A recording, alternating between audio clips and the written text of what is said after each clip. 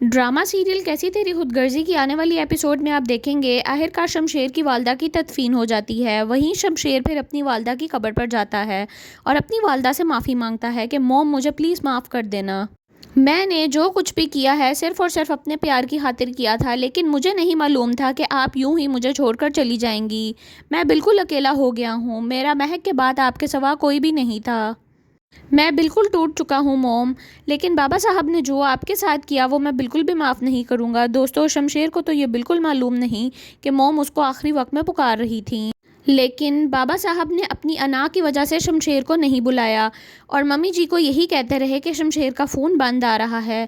शमशेर को जब इस बात का इल्म होगा तो वो जाकर बाबा साहब से बात करेगा और कहेगा कि बाबा साहब, आपने मेरे साथ ऐसा क्यों किया कि मम्मी जी मुझे बुला रही थी, तो आप मुझे एक बार बुला कर तो देखते और सारी बातें भूल जाते और कम से कम एक बार अपनी माँ से मिलने तो देते। लेकिन शमशेर अब अपने आप को बदनसीब कहता है कि वो अपनी माँ का चेहरा तक नहीं देख पाया।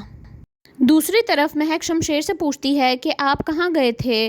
शमशेर कहेगा कि अब मेरी ज़िंदगी में बचा ही क्या है, मेरी माँ मेरे साथ नहीं रही। मैं अपनी मॉम की कब्र पर गया था, मैंने अपनी मॉम से माफ़ी मांगी, क्या मेरी मॉम ने मेरी माफ़ी कबूल कर ली होगी।